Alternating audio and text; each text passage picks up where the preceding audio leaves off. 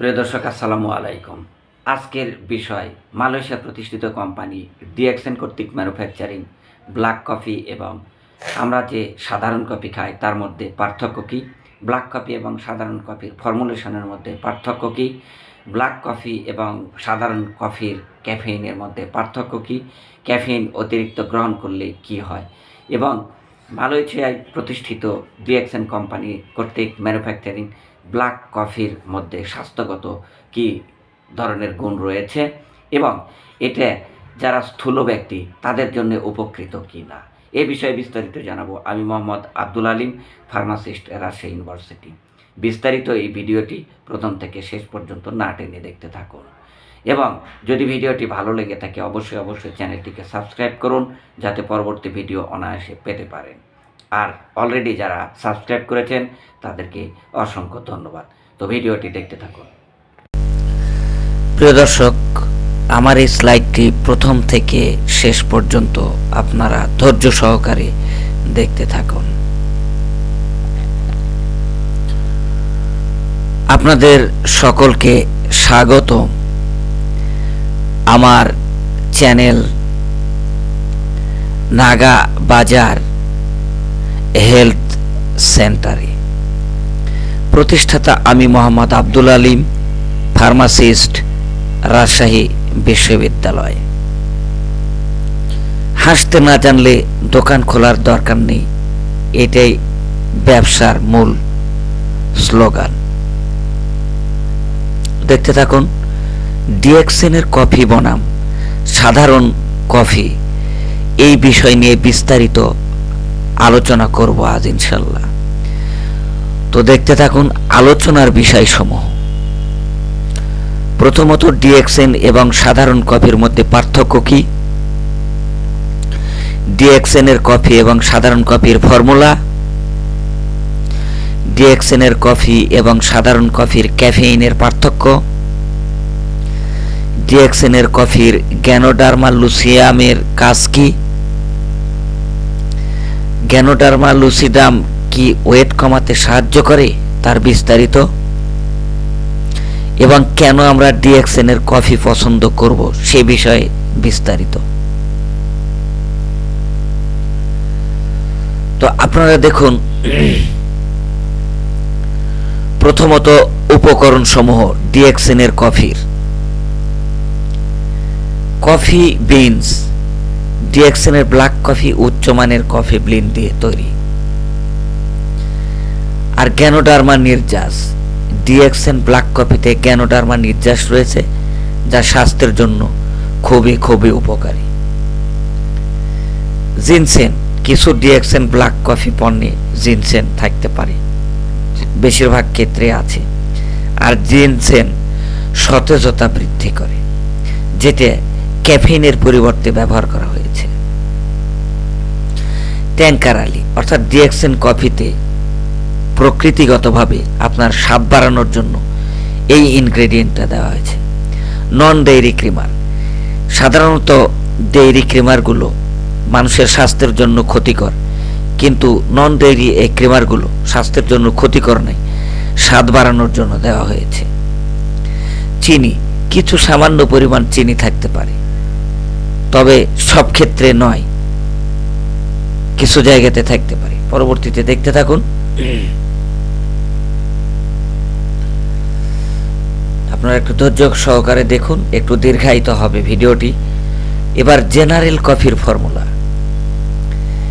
দেখুন। এর প্রথমে রয়েছে কফির প্রধান উপাদান হলো ক্যাফেইন, দ্বিতীয়ত ট্যানিন, তৃতীয়ত ফিক্সড অয়েল, চতুর্থত কার্বোহাইড্রেট, পঞ্চম প্রোটিন। এই সম্পর্কে বিস্তারিত পরবর্তীতেই জানাচ্ছি, আপনারা দেখতে থাকুন।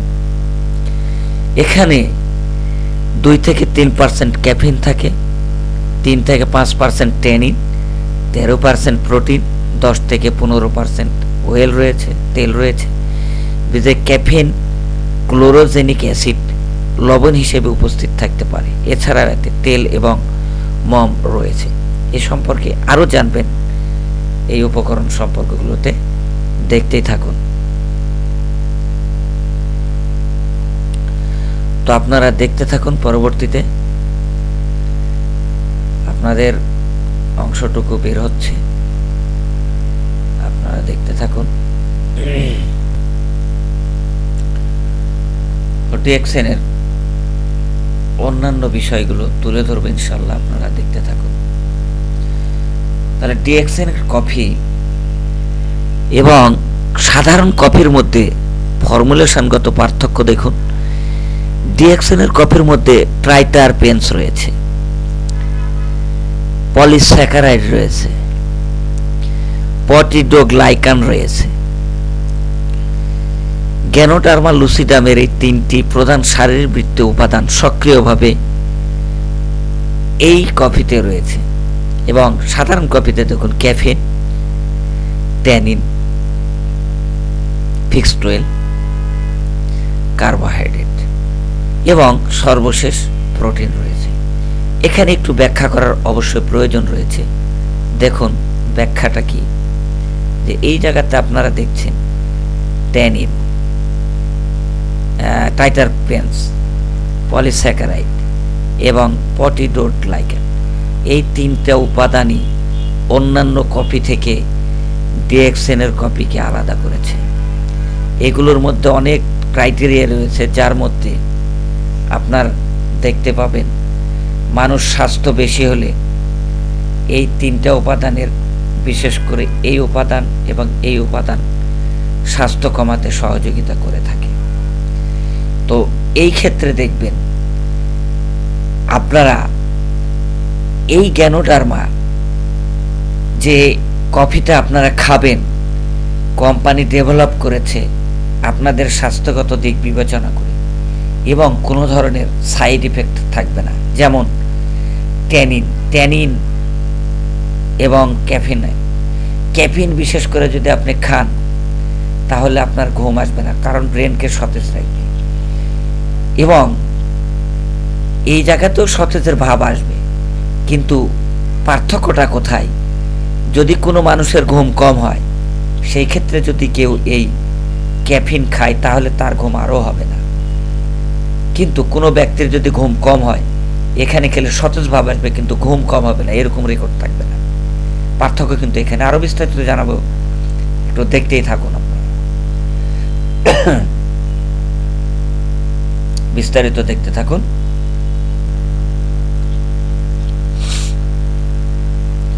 পরবর্তীতে দেখুন বিস্তারিত আসছে। কম্পিউটার স্লো এর কারণে হয়তো একটু সময় লাগছে ক্লিক দিতে, তা আপনারা একটু ধৈর্য সহকারে দেখুন। এবার দেখুন কফিতে গ্যানোডার্মা নির্যাস কি, এই জিনিসটা সম্পর্কে অনেকের আগ্রহ রয়েছে। গ্যানোডার্মা কফির এমন একটা পানীয় জাত রয়েছে গ্যানোডার্মা লুসিডাম, এটাই হচ্ছে এর মূল উপাদান। অর্থাৎ কেউ যদি প্রশ্ন করে এটা নিয়েই করবে, আর এটার মধ্যেই সব কিছুর গুণাগুণ লুকিয়ে আছে।